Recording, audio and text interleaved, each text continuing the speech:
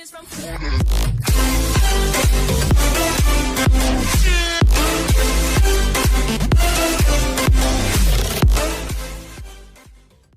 kami dari kelompok 19, kami akan mempresentasikan hasil desain skripsi kami yang berjudul Pengaruh Corporate Governance, Profitabilitas Perusahaan, dan Pertumbuhan Perusahaan terhadap Kebijakan Dividen.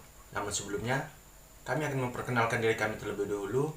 Saya Yoga, NPM 1761249. Perkenalkan, nama saya Marsanus Andrea, NPM 176123171. Pengaruh corporate governance, profitabilitas perusahaan, dan pertumbuhan perusahaan terhadap kebijakan dividen. A. Latar belakang. Dalam sebuah perusahaan, mungkin tidak asing lagi mendengar dari istilah kebijakan dividen, karena pada dasarnya, setiap perusahaan memiliki tujuan dan kegiatan pekerjaan yang harus dilakukan. Untuk mencapai tujuan yang sudah ditetapkan, salah satu alasan mengapa kebijakan dividen ini menjadi sangat penting adalah karena kebijakan dividen berdampak pada nilai perusahaan yang terlihat dari harga saham perusahaan tersebut.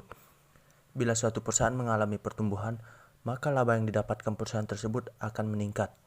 Jika perusahaan mengalami peningkatan, maka secara otomatis harga saham perusahaan tersebut juga semakin tinggi, dan dividen yang dibagikan oleh perusahaan kepada para pemegang saham juga akan semakin besar jumlahnya. Dengan begitu, maka nilai perusahaan tersebut juga meningkat. Dengan demikian, setiap perusahaan perlu membuat kebijakan yang tepat tentang dividen. Masalah dalam kebijakan dividen mempunyai dampak bagi investor maupun perusahaan. Para investor menginginkan pengembalian investasi untuk meningkatkan kesejahteraannya, sementara perusahaan membutuhkan dana untuk meningkatkan dan melakukan pertumbuhan untuk kelangsungan perusahaan.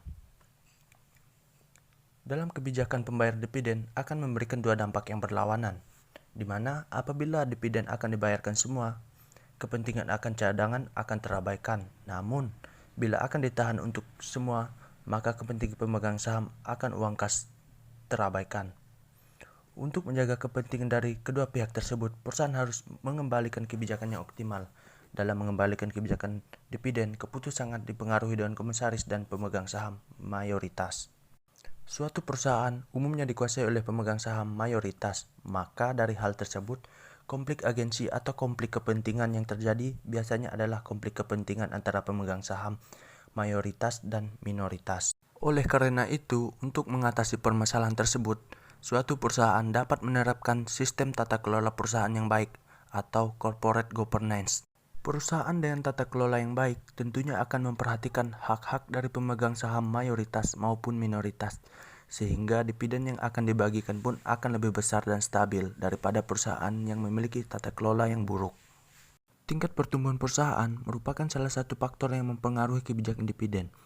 Pertumbuhan perusahaan akan mempengaruhi kebijakan dividen apabila perusahaan mengalokasikan dana yang didapatkan untuk berinvestasi, sehingga akan mengurangi pembagian dividen kepada para pemegang saham.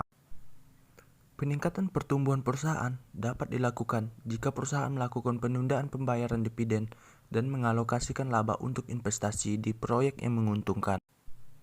Pertumbuhan perusahaan yang tinggi lebih disuka investor untuk mengambil keuntungan pada investasi yang memiliki prospek yang baik. Perusahaan dengan kesempatan pertumbuhan yang lebih tinggi akan memiliki fresh cash flow yang rendah, karena sebagian besar yang ada digunakan untuk investasi pada proyek yang memiliki nilai yang positif. Profitabilitas merupakan kemampuan perusahaan untuk menghasilkan laba. Profitabilitas menggambarkan kemampuan perusahaan mendapatkan laba melalui semua kemampuan dan sumber daya yang ada seperti kegiatan penjualan, kas, modal, jumlah karyawan, jumlah cabang, dan lain sebagainya. Berdasarkan uraian di atas, maka penulis tertarik untuk melakukan penelitian terhadap perusahaan yang berjudul Pengaruh Corporate Governance, Profitabilitas Perusahaan, dan Pertumbuhan Perusahaan terhadap Kebijakan Dividen. B. Permasalahan. Berdasarkan latar belakang yang telah diungkap, rumusan masalah yang dirancang untuk penelitian adalah sebagai berikut. 1. Apakah karakteristik Dewan Komisaris berpengaruh terhadap kebijakan dividen? Kedua, apakah transferasi pemegang saham berpengaruh terhadap kebijakan dividen? Ketiga, apakah profitabilitas perusahaan berpengaruh terhadap kebijakan dividen? Yang keempat, apakah pertumbuhan perusahaan berpengaruh terhadap kebijakan dividen? C. Pembatasan masalah. Agar tidak menyimpang dari permasalahan yang telah diungkap, maka penulis membatasi masalah. Dalam penelitian ini, pada laporan keuangan tahun 2014 sampai 2018 pada perusahaan manufaktur yang terdapat di Bursa Efek Indonesia. D. Tujuan penelitian. Penelitian ini bertujuan untuk menganalisis penerapan corporate governance terhadap kebijakan dividen. Penelitian ini juga bertujuan untuk meneliti dampak corporate governance terhadap kebijakan dividen antara perusahaan yang ada di Indonesia, serta menganalisis profitabilitas perusahaan dan pertumbuhan perusahaan terhadap kebijakan dividen. E. Manfaat penelitian.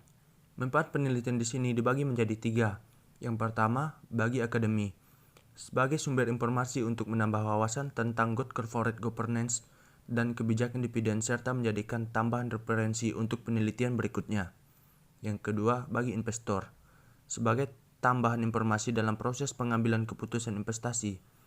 Hasil penelitian ini diharapkan dapat menjadi bahan pertimbangan bagi investor untuk menilai baik atau tidaknya melakukan investasi saham di suatu perusahaan.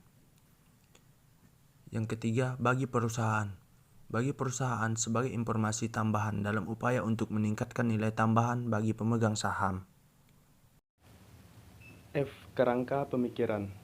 Teori keagenan atau agensi teori adalah pendesanan kontrak yang tepat untuk menyelaraskan kepentingan prinsipal dan agen dalam hal terjadi konflik kepentingan. Scott 1997. Dalam teori keagenan, prinsipal adalah pemegang saham dan agen adalah manajemen yang mengelola perusahaan. Pihak manajemen yang diangkat oleh pemegang saham harus bertindak untuk kepentingan pemegang saham. Namun, ternyata sering terjadi konflik antara manajemen dengan pemegang saham. Konflik tersebut muncul karena adanya perbedaan kepentingan antara kepentingan manajemen dan kepentingan pemegang saham. Pada dasarnya, perusahaan didirikan untuk mencapai tujuan utama, yaitu meningkatkan nilai perusahaan melalui peningkatan kemakmuran pemilik atau para pemegang saham. Sementara para manajer yang mengelola perusahaan mempunyai tujuan yang berbeda, terutama meningkatkan prestasi individu dan kompetensi yang akan diterima. Putra 2006. Teori outcome. Teori outcome menyatakan bahwa pelaksanaan corporate governance yang baik akan memberikan perlindungan yang baik kepada investor. Perusahaan yang mempunyai tata perusahaan yang baik akan memberikan dividen kepada pemegang saham. Teori outcome menyatakan bahwa pelaksanaan corporate governance yang baik akan memberikan perlindungan yang baik kepada investor. Perusahaan yang mempunyai tata perusahaan yang baik akan memberikan dividen kepada pemegang saham. Teori substitusi. Teori substitusi menyatakan bahwa perusahaan yang mempunyai pelaksanaan corporate governance yang buruk akan memberikan dividen kepada investor. Hal ini dilakukan dengan meningkatkan citra perusahaan. Kerangka konseptual bisa dilihat pada gambar 1. G. Hipotesis. Hipotesis yang akan diuji dalam penelitian ini yaitu hipotesis 1. Good corporate governance berpengaruh positif terhadap kebijakan dividen. Hipotesis 2. Profitabilitas perusahaan berpengaruh positif terhadap kebijakan dividen. Hipotesis 3. Pertumbuhan perusahaan berpengaruh negatif terhadap kebijakan dividen. H. Metode penelitian. A. Bentuk penelitian. Bentuk penelitian yang digunakan penulis dalam penelitian ini adalah bentuk penelitian asosiatif dengan menggunakan bentuk hubungan kausal. Untuk mengetahui ada tidaknya pengaruh corporate governance, profitabilitas perusahaan, dan pertumbuhan perusahaan terhadap kebijakan dividen. B. Populasi dan sampel penelitian. Populasi dalam penelitian ini adalah perusahaan yang mengikuti survei yang dilakukan oleh The Indonesian Institute for Corporate Governance atau IICG. Karena dalam riset yang dilakukan IICG telah terseleksi perusahaan yang menerapkan GCG dari level cukup terpercaya sampai dengan terpercaya, dan IICG telah memberikan skor pada masing-masing perusahaan terhadap penilaian yang telah dilakukan. Jenis data yang digunakan dalam penelitian ini adalah data sekunder. Data sekunder yang digunakan berasal dari laporan keuangan yang dipublikasikan oleh Bursa Efek Indonesia. Sampel dalam penelitian ini diambil dengan menggunakan metode purposive sampling, yaitu teknik pengambilan sampel dengan mempertimbangkan karakteristik sebagai berikut.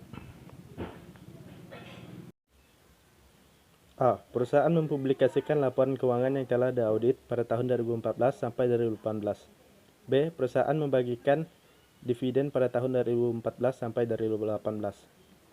C. Definisi dan pengukuran variabel.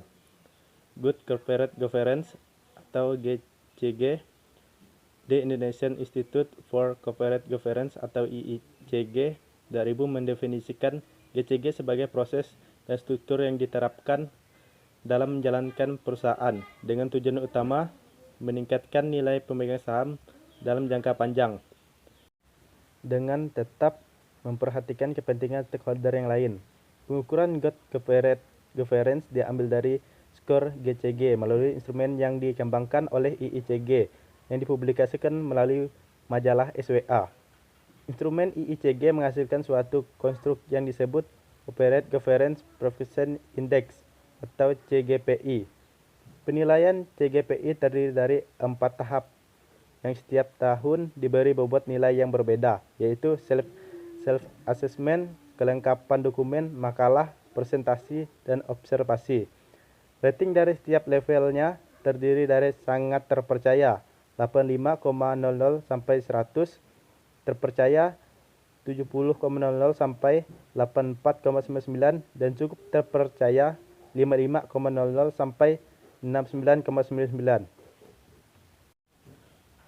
Pengukuran teori outcome dan teori substitusi melalui pengaruh GCG terhadap kebijakan dividen. Apabila pengaruh positif maka sesuai dengan teori outcome. Namun jika berpengaruh negatif maka sesuai dengan teori substitusi. Profitabilitas perusahaan. Profitabilitas adalah kemampuan perusahaan dalam menghasilkan laba atau profit. Untuk mengukur profitabilitas dapat menggunakan 3 rasio, yaitu return on equity, return on asset, dan return on instrument. Penelitian ini menggunakan proxy return on equity sebagai ukuran profitabilitas. ROE merupakan tingkat pengambilan atas ekuitas pemilik perusahaan. Menghitung ROE menggunakan rumus menurut Brigham dan Lipinski 1996. Rumus untuk menghitung ROE bisa dilihat pada rumus di bawah ini. Pertumbuhan perusahaan. Pertumbuhan perusahaan yang tinggi akan lebih disukai investor untuk mengambil keuntungan investasi. Variabel ini diperoleh dengan menghitung rata-rata tingkat pertumbuhan total aset, yaitu dengan membagi total aset tahun sekarang dikurangi dengan total aset tahun sebelumnya terhadap total aset tahun sebelumnya. Perhitungannya bisa dilihat pada rumus berikut. Kebijakan dividen menurut Ang 1997. Dividen adalah nilai pendapatan bersih perusahaan setelah pajak dikurangi dengan laba ditahan yang ditahan sebagai cadangan bagi perusahaan. Dividen merupakan pembayaran kepada para pemegang saham oleh pihak perusahaan atas keuntungan yang diperolehnya. Kebijakan dividen adalah keputusan mengenai apakah laba akan dibagikan kepada pemegang saham atau akan ditahan untuk pembiayaan investasi perusahaan di masa datang. Sartono 1995. Secara umum, kebijakan dividen yang ditempuh perusahaan adalah salah satu dari kebijakan ini, yaitu constant dividend payout ratio, stable per share dividend, regular dividend plus extra. Dalam penelitian ini menggunakan dividen payout ratio. Ang 1997 menyatakan bahwa dividen payout ratio atau DPR merupakan rasio antara dividen per share dengan earning per share.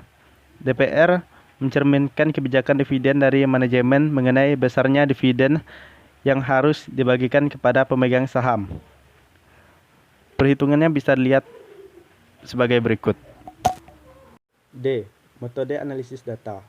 Penelitian ini menggunakan metode analisis regresi untuk melakukan analisis dengan alat bantu statistical Product and Service Solution atau SPSS sebagai alat untuk mengelola dan menguji data penelitian. Adapun tahap teknik analisis yang digunakan antara lain: A. Analisis statistik deskriptif.